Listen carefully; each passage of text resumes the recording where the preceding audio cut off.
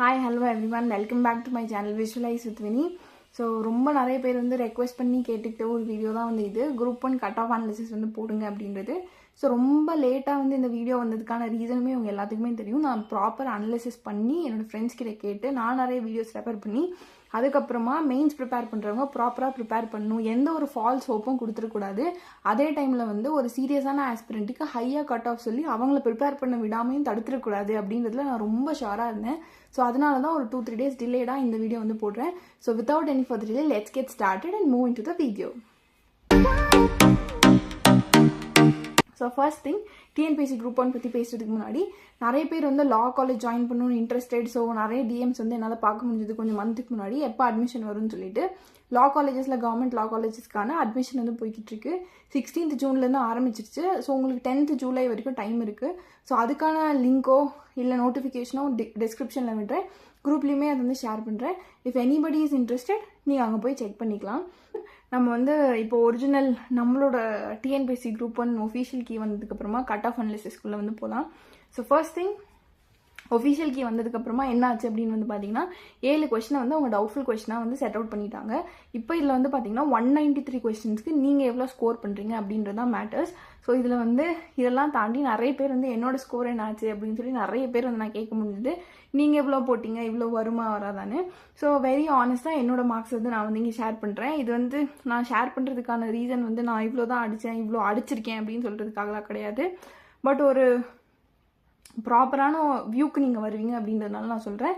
ஏன்னா வந்து முன்னாடி வேறு கீஸில் வந்து செக் பண்ணும்போது இந்த 7 கொஸ்டின்ஸையும் உள்ள அக்கௌண்ட் பண்ணி இருந்திருக்கும் போது என்னோட மார்க்ஸ் வந்து பார்த்தீங்கன்னா ஒரு கீழே வந்து ஆவரேஜாக என்னோட ஸ்கோர் வந்து 135 136 வந்தது. சில கீஸில் வந்து பார்த்தீங்கன்னா 140 142 வந்தது. பட் எல்லாத்தையும் கூட்டி ஒரு 7-8 கீஸில் வந்து ஆவரேஜாக நீங்கள் எடுத்தீங்கன்னா என்னோட ஸ்கோர் வந்து ஒரு 136 137 வந்தது. ஆனால் ஒஃபிஷியலுக்கு வந்ததுக்கப்புறம் என்னோட ஸ்கோர் வந்து 129க்கு வந்து நின்றுச்சு அப்படின்னு சொல்லி சொல்லலாம். 129 130 கரெக்டாக 130 தான் என்னோட ஸ்கோர் ஒஃபிஷியல் கீ வந்ததுக்கப்புறமா அந்த 7 கொஸ்டின்ஸை வந்து எடுத்துக்காம.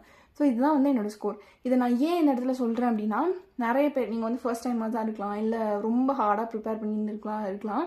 ஸோ ஒஃபிஷியல் கீஸ் வந்தோடனே உங்கள் ஸ்கோர் வந்து டிராஸ்டிக்காக குறையும். அது உங்களுக்கு மட்டும் கிடையாது, நிறைய பேருக்கு வந்து இந்த மாதிரி குறைஞ்சிருக்கும்.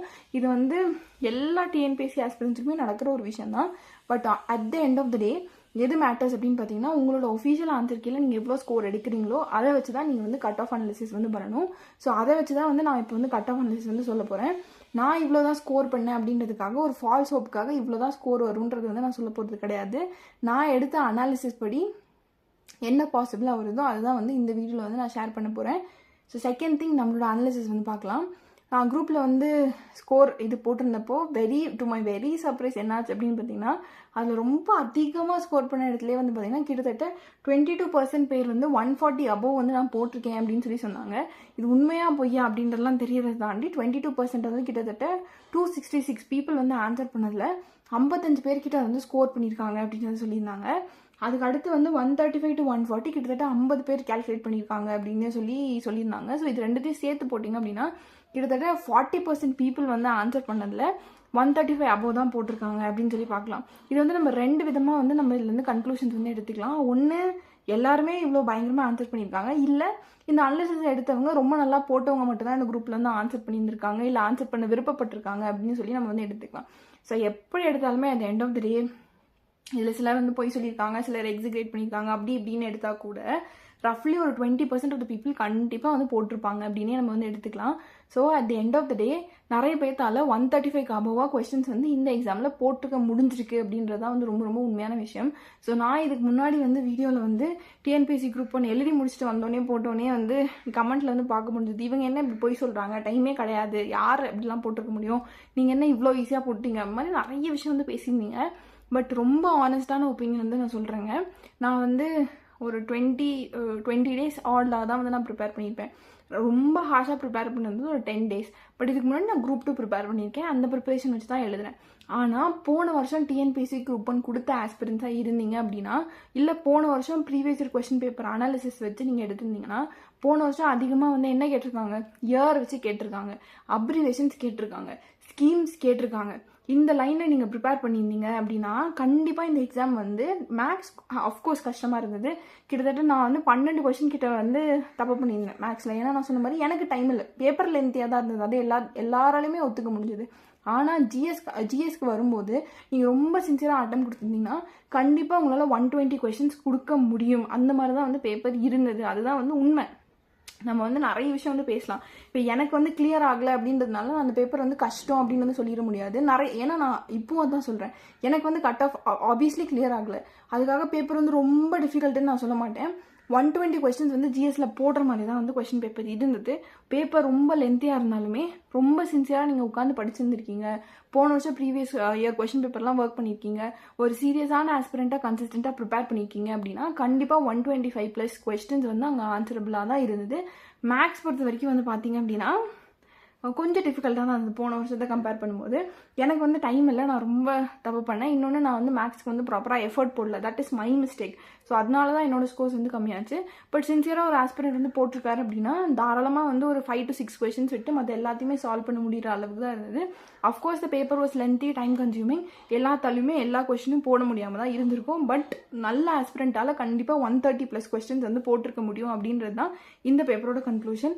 ஏன் வந்து ஒரு நல்ல ஆஸ்பிரண்ட் நான் இந்த இடத்துல மென்ஷன் பண்ணுறேன் அப்படின்னா வேகன்சி அவ்வளோதாங்க இருக்குது, 70 வேகன்சி தான் இருக்குது. ஸோ நல்ல ஆஸ்பிரண்ட்டு நான் இங்கே மீன் பண்ணுறது ரொம்ப ஹார்டாக இந்த 70 வேகன்சிக்கு மார்க் வந்து கண்டிப்பாக 150 தான் வரும்னு சொல்லி அந்த 150 கொஸ்டின்ஸை டார்கெட் பண்ணி படித்த ஒரு ஆஸ்பிரண்ட்னால கண்டிப்பாக 135+ கொஸ்டின்ஸை வந்து ஆன்சர் பண்ண முடியும் அப்படின்றது தான் வந்து ரியாலிட்டி. நான் ஏன் இதை திரும்ப சொல்கிறேன் அப்படின்னா நம்மள நிறைய பேர் இன்க்ளூடிங் மீ என்னோட ஃபர்ஸ்ட் செகண்ட் அட்டெம்ப்ட் அப்போ நான் நிறைய விஷயத்தில் ஃபெயில் ஆனப்போ எப்படி யோசிப்பேன்னா இவ்வளோதான் ஒருத்தங்களால போட முடியும், இதுக்கு மேலே போட முடியுமா, போட முடியாது. ஸோ எப்படி அவ்வளோ கட் ஆஃப் வந்துட போகுது, கட் ஆஃப் கம்மியாக தான் வரும். இந்த மாதிரி நிறைய அசம்ஷன்ஸுக்கு வந்து நம்ம போயிடுவோம். பட் இன் ரியாலிட்டி என்ன அப்படின்னா இதை விட நிறைய நல்லா ப்ரிப்பேர் பண்ணுற ஆஸ்பிரன்ஸ் இருக்காங்க. அந்த டே ஆஃப் த லக்குமே வந்து அந்த இடத்துல மேட்டர்ஸ். இது எல்லாமே இருக்கும்போது எப்படியோ தட்டி தடுமாறி அடுத்த அட்டெம்ப்ட்ல நம்ம இம்ப்ரூவ் பண்ணிக்குமே தவிர கட் ஆஃப் குறையணும் அப்படின்னு சொல்லி எக்ஸ்பெக்ட் பண்ணி நம்ம வெக்ஸாகி உட்கார்றது வந்து this will not make the examination work for you அப்படின்றது வந்து ரொம்ப ஹார்ஷாக இருந்தாலும் இதெல்லாம் அக்செப்ட் பண்ணிக்கிறதுக்கு இதுதான் வந்து ரியாலிட்டி. ஸோ அதை புரிஞ்சுக்கிட்டு அடுத்த அட்டெம்ப்டில் இன்னுமே அதிகமாக ஒர்க் ஆன் பண்ண எந்தெந்த ஏரியாவில் அதிகமாக ஃபோக்கஸ் பண்ணியிருக்காங்கன்னு பார்த்து படிக்க தான் நம்ம ஆரம்பிக்கணும். ஸோ அடுத்து வந்து இம்பார்ட்டண்டான திங் டேக்அவேஸ். ஸோ இப்போ வந்து ஒஃபிஷியல் கட் ஆஃப் வந்து என்னோட எஸ்டிமேஷன் படி நான் சொல்லிடுறேன். ஆல்ரெடி 40% பீப்புள் வந்து போட்டிருக்கனால அதுலேருந்து 20% எடுத்தால் கூட நீங்கள் வந்து என்ன அசியூம் பண்ணலாம் அப்படின்னா 1400 பேர் தான் எடுக்க போகிறாங்க. கிட்டத்தட்ட 2 லட்சம் பேர்கிட்ட எக்ஸாம் எழுதியிருக்காங்க. அதில் கண்டிப்பாக எப்படியோ 130+, 135+ வந்து நிறைய பேர் போட்டிருக்க தான் போகிறாங்க. ஸோ என்னோட அசம்ஷன் நான் எப்படி எடுத்திருக்கேன் அப்படின்னா இந்த 7 கொஸ்டின்ஸ் போக 193 கொஸ்டின்ஸில் அந்த 7 கொஸ்டினுக்கு எப்படி வாய்ப்பு இருக்குது அப்படின்னு வந்து பார்த்தீங்கன்னா ஒன்று எல்லாத்துக்குமே மார்க் போட்டுருவாங்க, இல்லை ஏஆர்பி ஏஆர்சி அந்த மாதிரி 2 ஆப்ஷன்ஸ்க்கு மார்க் போடுவாங்க. ஸோ இது எல்லாமே உள்ளே எடுக்கும்போது நீங்கள் இன்கேஸ் ஜென்ரல் கேட்டகரியில் இருக்கீங்க அப்படின்னா உங்களால் வந்து ஒரு 140 கொஸ்டின்ஸ் போட்டிருக்க முடியுது அப்படின்னா நீங்கள் வந்து கிளியர் பண்ணுறதுக்கு சான்ஸ் இருக்குது. இன்கேஸ் நீங்கள் இது இல்லாமல் பிசி எம்பிசி இந்த கேட்டகரிலாம் இருக்கீங்க அப்படின்னா ஒரு 136 கொஸ்டின்ஸ்க்கு மேலே நீங்கள் போட்டிருந்தீங்கன்னா உங்களுக்கு கிளியராக வாய்ப்பு இருக்குது. அதே மாதிரி நீங்கள் எஸ்சி ஆர் எஸ்டி அந்த மாதிரி இருக்கீங்கன்னா நீங்கள் 133+ கொஸ்டின்ஸ் வந்து போட்டிருந்தீங்க அப்படின்னா உங்களுக்கு கிளியராக சான்ஸ் இருக்குது. நான் மார்க் பற்றி பேசல, இந்த இடத்துல கொஸ்டின்ஸ் பற்றி மட்டும்தான் பேசுகிறேன். அதை வந்து நோட் பண்ணிக்கோங்க. ஏன்னா நிறைய பேர் வந்து மார்க்ஸ்க்கும் கொஸ்டின்ஸுக்கும் வந்து கன்ஃபியூஸ் ஆகுறீங்க. கொஸ்டின்ஸ் தான் வந்து நான் பேசுகிறேன். 133+ கொஸ்டின்ஸ் நீங்கள் போட்டிருந்தா எஸ்சிக்கு கிளியராக வாய்ப்பு இருக்குது. ஏன்னா ஆல்ரெடி நான் சொன்ன மாதிரி நிறைய அனலிசிஸும் சரி, நிறைய வீடியோஸ் நான் பார்த்ததுலையும் சரி, நிறைய பேர்கிட்ட நான் கேட்டதுலையும் சரி, எல்லாருமே என்கிட்ட சொன்னது நான் 135+ போட்டிருக்கேன், 136+ போட்டிருக்கேன். ரொம்ப ட்ரஸ்டடான மெம்பர்ஸ் கூட என்கிட்ட வந்து அதை தான் வந்து சொல்லியிருந்தாங்க. படித்தவங்க கூட வந்து அதுதான் சொல்லியிருந்தாங்க. பேப்பர் என்ன தான் ஹார்டாக இருந்தாலுமே நிறைய பேர்த்துக்கு வந்து இது சால்வபிளாக தான் இருந்திருக்கு. அந்த காம்படிஷனையும் நீங்கள் வந்து உள்ளே எடுத்து தான் வந்து பேசணும். ஸோ அந்த காம்படிஷனையும் உள்ளே எடுத்து பேசும்போது கண்டிப்பாக கட் ஆஃப் வந்து நீங்கள் ஒரு 135+ கொஸ்டின்ஸ் போட்டிருக்கீங்க அப்படின்னா நீங்கள் தாராளமாக ப்ரிப்பேர் பண்ணலாம். மற்றவங்க எல்லாமே வந்து நான் என்ன சொல்கிறேன்னா இந்த கட் ஆஃப் அனாலிசிஸ் நான் வந்து கேட்டகரி வைஸ் சொன்னல அந்த மாதிரி இருந்தால் நீங்கள் வந்து ப்ரிப்பேர் பண்ண ஸ்டார்ட் பண்ணலாம். இவங்க இல்லாமல் வேறு யாராவது ப்ரிப்பேர் பண்ணலாமா அப்படின்னு கேட்டால் கண்டிப்பாக ப்ரிப்பேர் பண்ணலாம். அது யார் அப்படின்னு சொல்லி நான் சொல்கிறேன். ஸோ இப்போ வந்து உங்கள் கையில் நீங்கள் எவ்வளோ ஸ்கோர் பண்ணியிருந்தாலும் நீங்கள் 100, 110 அப்படி கூட ஸ்கோர் பண்ணியிருந்தீங்களே, இல்லை 100க்கு கீழே ஸ்கோர் பண்ணியிருந்தாலுமே உங்கள் கையில் இருக்க ஆப்ஷன் வந்து 2. நான் அடுத்த டிஎன்பிஎஸ்சி குரூப் 1க்கு வந்து ப்ரிப்பேர் பண்ண போகிறேன்னா, இல்லை குரூப் 2 அந்த அடுத்த குரூப் 2 வருது அதுக்கு நான் ப்ரிப்பேர் பண்ண போகிறேன்னா, குரூப் 4க்கு ப்ரிப்பேர் பண்ண போகிறேன்னா, இதுதான் வந்து உங்களோட ஆப்ஷனாக வந்து பிரிக்கணும். இன்கேஸ் நீங்கள் வந்து 125க்கு மேலே ஸ்கோர் பண்ணுறீங்க, உங்களுக்கு மேபி சான்ஸ் இருக்கலாம் நீங்கள் கிளைம் போடுற கொஸ்டின்ஸ்லாம் கிடைக்கலாமா இருக்கலாம், இல்லை எல்லாத்துக்குமே சான்ஸ் இருக்குது. பட் நீங்கள் தான் இந்த இடத்துல உட்காந்து வந்து முடிவு பண்ணணும். உங்களுக்கு நீங்கள் வந்து கேட் ஆன் த லேடர் தான். இப்போ 125 மேலே போட்டிருக்கவங்களாம் வந்து கேட் ஆன் த லேடர் தான் வந்து சொல்லுவாங்க. அதாவது இந்த பக்கமும் போகலாம், இந்த பக்கமும் போகலாம், நீங்கள் உள்ளேயும் போகலாம், வெளியிலையும் போகலாம். அந்த ரேஞ்சில் இருக்கும்போது நீங்கள் தான் டிசைட் பண்ணணும் உங்களுக்கு எந்த சர்வீஸ் வேணும் அப்படின்றது. ஸோ நான் என்ன சஜஸ்ட் பண்ணுவேன் அப்படின்னா, ஒரு 135+ போட்டவங்க கண்டிப்பாக மெயின்ஸ்க்கு உட்காந்து ப்ரிப்பேர் பண்ணலாம். அது இல்லாமல் இருக்கவங்க அடுத்து வேறு என்ன எக்ஸாம்ஸ் வருதோ அதுக்கு வந்து நீங்கள் வந்து கான்சென்ட்ரேட் பண்ணலாம். இன்கேஸ் நீங்கள் ஆல்ரெடி ஒரு சர்வீஸில் இருக்கீங்க, உங்களுக்கு வந்து வேறு கமிட்மெண்ட்ஸ் இருக்குது அப்படின்னா நீங்கள் தாராளமாக அடுத்த குரூப் 1க்கு வந்து மெயின்ஸுக்கு உட்காந்து ப்ரிப்பேர் பண்ணலாம். நீங்கள் ஒரு டெஸ்ட் சீரிஸ் ஜாயின் பண்ணாமல் இப்போவே உட்காந்து வந்து மெயின்ஸுக்கு ப்ரிப்பேர் பண்ணலாம். நீங்கள் என்ன தப்பு பண்ணியிருப்பீங்க அப்படின்னா, டிஎன்பிஎஸ்சி குரூப் 1க்கு அதாவது இந்த தடவை நீங்கள் வந்து 120க்கு கம்மியாக வந்து நீங்கள் ஸ்கோர் பண்ணுறீங்க, இல்லை 130 கம்மியாக ஸ்கோர் பண்ணுறீங்கன்னா உங்களோட ப்ரிப்பரேஷன் இந்த குரூப் 1க்கு போதுமானதாக இல்லை அப்படின்றது தான் அர்த்தம். ஸோ அடுத்த வருஷம் அதே மாதிரி 2 மாதம் 3 மாதத்துக்கு உட்காந்து படிக்கிறதுக்கு பதிலாக இப்போ இருந்தே குரூப் 1க்கு படிக்க ஆரம்பிச்சிருங்க. ஸோ தட் அடுத்த அட்டெம்ப்ட் வரும்போது உங்களோட ஸ்கோர் வந்து மற்ற எல்லாரும் மாதிரியுமே கிராஜுவலாக அந்த 140 கிட்ட வந்து நிற்கும். இதுக்கு வந்து நீங்கள் ப்ரிப்பேர் பண்ணுறதுல என்னென்ன மிஸ்டேக்ஸோ அதெல்லாம் நோட் பண்ணி உட்காந்து சால்வ் பண்ணி ஒர்க் அவுட் பண்ணி எடுத்து வச்சுக்கோங்க. இதுதான் வந்து இட் வில் ஹெல்ப். அது இல்லாமல் வந்து கட் ஆஃப் வந்து அடுத்த வருஷம் குறையும், இவ்வளோ போஸ்டிங் இருக்குது, இவ்வளோ போஸ்டிங் இல்லை, இந்த மாதிரி ஒரு கொஸ்டின் வந்தால் எனக்கு மார்க் வரும், ஒரு கொஸ்டின் வரலன்னா மார்க் வராது, இதெல்லாமே வந்து நான் வந்து ரொம்ப கான்ஃபிடென்ட்டாக சொல்கிறேன்றதை தாண்டி டெல் நான் நிறைய ஃபெயிலியர்ஸ் வந்து பார்த்துருக்கேன். நிறைய எக்ஸாமில் வந்து கிட்ட வரைக்கும் போயிட்டு கூட பின்னாடி வந்து நான் பார்த்துருக்கேன். ஒரு வேளை இது இருந்தால் நல்லா இருந்திருக்குமே நான் நிறைய இடத்துல அந்த மாதிரி உட்காந்து யோசிச்சிருக்கேன், அழுந்திருந்திருக்கேன், இது எல்லாமே வந்து பண்ணியிருந்திருக்கேன். பட் அது எண்ட் ஆஃப் த டே இதெல்லாம் நம்ம யோசிக்கிறத விட, ஒருவேளை அந்த ஒரு கொஸ்டினை நான் அன்றைக்கி உட்காந்து போட்டிருந்தா, ஒருவேளை நான் அந்த 10 கொஸ்டின்ஸை வந்து சால்வ் பண்ணியிருந்தா, ஒருவேளை நான் அன்றைக்கி மேக்ஸ் வந்து ஒழுங்காக போட்டிருந்தா கிளியர் ஆயிருந்திருக்கும் இல்லையா? ஸோ எப்போதுமே வந்து ஒன்று மட்டும் என்னோட இந்த ப்ரிப்பரேஷனில் வரும்போது நான் ஒவ்வொரு அட்டெம்ப்ட்லேயும் வந்து க்ராஸ் பண்ணி ஒரு 2-3 ஃபெயிலியர்ஸை க்ராஸ் பண்ணும்போது நான் எனக்கு சொல்லிக்கிட்ட விஷயம், ஒரு எக்ஸாம் வந்து உனக்கு வந்து சான்ஸ் கொடுக்கக்கூடாது, நீ தான் அந்த எக்ஸாமுக்கு வந்து சான்ஸ் கொடுக்கணும். நம்ம எல்லாருமே வந்து மோஸ்ட் ஆஃப் த பீப்புள் வந்து என்ன ஒப்பீனியன், என்னையும் சேர்த்து தான் சொல்கிறேன், என்ன ஒப்பீனியன் இருக்குன்னா, ஐயோ இன்னும் ஒரு மார்க் வந்து ஒரு மார்க் கொடுத்துருந்தா அந்த சான்ஸ் கொடுத்துருந்தா நான் உள்ளே போயிருந்துருப்பேனேன்றதை தாண்டி அவங்க வந்து உங்களுக்கு ப்ரிஃபரன்ஸ் கொடுக்கணுன்ற மாதிரி வச்சுக்கோங்க. உங்களுக்கு இந்த சர்வீஸ் வேணுமா, இந்த சர்வீஸ் வேணுமான்னு நீங்கள் தான் டிசைட் பண்ணணும். நீங்கள் தான் அந்த எக்ஸாமுக்கு சான்ஸ் கொடுக்கணுமே தவிர அந்த எக்ஸாம் உங்களுக்கு வந்து சான்ஸ் கொடுக்கக்கூடாது. அந்த மாதிரி நீங்கள் ப்ரிப்பேர் பண்ணால் மட்டும்தான் ஏதாவது ஒரு சர்வீஸ்குள்ளே வந்து போக முடியும். ஏன் இதை வந்து நான் திரும்ப திரும்ப சொல்கிறேன் அப்படின்னா, போஸ்டிங்ஸ் வந்து ரொம்ப ரொம்ப கம்மியாக தான் வந்து கொடுக்குறாங்க. இப்போ ஒவ்வொரு கேட்டகரிக்குமே வந்து 5 to 6 போஸ்டிங்ஸ் தான் வருது அப்படின்போது look at the kind of competition. 2 லட்சம் பேர் எழுதும்போது உங்களோட கைண்ட் ஆஃப் காம்படிஷன்ஸ் எவ்வளோ இருக்குன்னு யோசிச்சு பாருங்கள். 70 வேகன்சிஸ். அப்போ நீங்கள் அந்த இடத்துல டாப் பண்ணால் மட்டும்தான். இன்னொன்று, நான் அந்த குரூப் 2A ரிசல்ட்ஸ் வரும்போது நான் பார்த்த விஷயம் என்ன அப்படின்னு வந்து பார்த்தீங்கன்னா, எனக்கு வந்து குரூப் 2A கிளியர் ஆகும்போது என் கூட இருந்த ஒரு கோ மெம்பர் அவர் வந்து பார்த்தீங்கன்னா ஒரு 10 மார்க் தான் கம்மி, ஆனால் லிட்ரலி வந்து ஒரு 1000 ரேங்க் பின்னாடி போயிட்டாரு. அது வந்து ஒரு 10 மார்க் தானே நம்ம வந்து சொல்கிறோம். ஸோ கிட்டத்தட்ட ஒவ்வொரு மார்க்குமே 100 ரேங்க் பின்னாடி போகிறாங்க அப்படின்னா ஒரே மார்க் ஸ்கோர் பண்ணுற 100 பேர் இருக்காங்கன்ற அர்த்தம் அங்கே வருது இல்லையா? ஸோ அவ்வளோ காம்படிட்டிவாக இந்த எக்ஸாமினேஷன்ஸ் வந்து மாறிக்கிட்டே வருது. ஸோ அந்த இடத்துல உட்காந்து கட் ஆஃப் குறையணும், இந்த சான்ஸ் கொடுக்கணும், இந்த மாதிரிலாம் யோசிக்காமல் அந்த எக்ஸாமில் டாப்பராக இருக்கணும் அப்படின்ற வியூவில் வந்து யோசிக்க ஆரம்பிங்க. ஏன்னா அது மட்டும்தான் உங்களுக்கு வந்து சர்வீஸ் வாங்கி தரும். ஸோ முன்னாடி வந்து நான் ஒரு எக்ஸாமினேஷன் ப்ரிப்பேர் பண்ணதுக்கும் இப்போ நான் ஒரு எக்ஸாமினேஷன் ப்ரிப்பேர் பண்ணுறதுக்கும் இருக்க பெரிய டிஃப்ரென்ஸ் அதுதான். And it works. எனக்கு வந்து அது ஒர்க் ஆயிருக்கு அப்படின்றதுனால தான் உங்களுக்கு வந்து நான் ஷேர் பண்ணுறேன். ஒரு எக்ஸாம் கிளியர் பண்ணணுன்றதை தாண்டி அந்த எக்ஸாமை வந்து டாப் பண்ணணும் அப்படின்ற ஒரு பெர்ஸ்பெக்டிவ்ல வந்து படிக்க ஆரம்பிங்க. அது வந்து உங்களோட ப்ரிப்பரேஷனும் சரி, உங்களோட மார்க்ஸ்லையும் சரி நிறைய டிஃப்ரென்ஸ் வந்து கொண்டு வரும் அப்படின்னு சொல்லிட்டு நான் இந்த வீடியோ வந்து முடிக்கிறேன். இதை தாண்டி உங்களுக்கு ஏதாவது டவுட் இருந்தது அப்படின்னா நீங்கள் வந்து தாராளமாக கமெண்ட்ஸ்லேயே லீவ் பண்ணலாம். இது இல்லாமல் வந்து டிஎன்பிஎஸ்சி மெயின்ஸுக்கு வந்து ஏபிஜே அவங்க வந்து பார்த்தீங்கன்னா ஃப்ரீயாக வந்து ஏபிஜே அகாடமி ஃப்ரீயாக வந்து மெயின்ஸ் டெஸ்ட் சீரிஸ் வந்து ஆரம்பிச்சிட்டாங்க. இன்கேஸ் யாருக்காவது வேணும் அப்படின்னா டெலகிராம் அந்த லிங்க்குமே வந்து நான் வந்து ஷேர் பண்ணுறேன். நீங்கள் வந்து அதில் வந்து ஜாயின் பண்ணிக்கலாம் குரூப்பில். அதில் வந்து ஜாயின் பண்ணி you can avail those things. இது இல்லாமல் வந்து மெயின்ஸுக்கு வந்து யாரெல்லாம் ப்ரிப்பேர் பண்ணுறீங்களோ ஃபுல் ஹார்ட்டாக வந்து ப்ரிப்பேர் பண்ணுங்கள். ரிசல்ட் வந்ததுக்கப்புறம் நான் ஆரம்பிக்கிறேன்ற ஒரு பெரிய தப்பை வந்து பண்ணிடாதீங்க. ஏன்னா டிஎன்பிஎஸ்சி மெயின் சிலபஸ் வந்து எடுத்து பார்த்தீங்கனாலே தெரியும், அவ்வளோ டாபிக்ஸ் இருக்குங்க அதில் கவர் பண்ண. கிட்டத்தட்ட 6 மாதம் வந்து உங்களுக்கு கொடுத்தாங்கன்னு வச்சுக்கோங்க, கொடுப்பாங்க. 6 மந்த்ஸ் கிட்டே இருக்கும் உங்களுக்கு மெயின்ஸ் கொடுக்கும்போது. ஆனால் அந்த 6 மந்த்ஸில் கவர் பண்ண வேண்டிய டாப்பிக்கே அது வந்து கிடையாது. அவ்வளோ டாபிக்ஸ் இருக்குது. நீங்கள் எக்கனாமி எடுத்தாலே அவ்வளோ டாபிக்ஸ் இருக்குது கவர் பண்ண. ஸோ ஒவ்வொரு நாளுமே உங்களுக்கு இம்பார்ட்டண்ட், ஒவ்வொரு மணி நேரமுமே உங்களுக்கு வந்து இம்பார்ட்டண்ட். ஸோ உட்காந்து இப்போவே வந்து நோட்ஸ் எடுக்க ட்ரை பண்ணுங்கள். ஏன்னா நீங்கள் வந்து நோட்ஸ் எடுக்கணும், படிக்கணும், டெஸ்ட் சீரிஸ் கொடுக்கணும், அதுக்கப்புறம் வேல்யூ அடிஷன் பண்ணணும், திரும்ப ரீகரெக்ஷன் பண்ணணும். இதுக்கு எல்லாமே வந்து ரிசல்ட் வந்ததுக்கப்புறம் உட்காந்திங்கன்னா ஒரு 3 மாதம் டைமில் கவர் பண்ணுறது ரொம்ப ரொம்ப கஷ்டமாக இருக்கும். இதுதான் வந்து என்னோட டிஎன்பிஎஸ்சி குரூப் 1 கிளியர் ஆகும்போது நான் பண்ண தப்பு. ஸோ எக்ஸாம் ரிசல்ட் வந்ததுக்கப்புறம் தான் நான் உட்காந்து ப்ரிப்பேர் பண்ண ஆரம்பித்தேன். கிட்டத்தட்ட 3 மாதம் தான் எனக்கு இருந்தது. நைட்டு பகல் அப்படி இப்படி உட்காந்து படித்தேன்.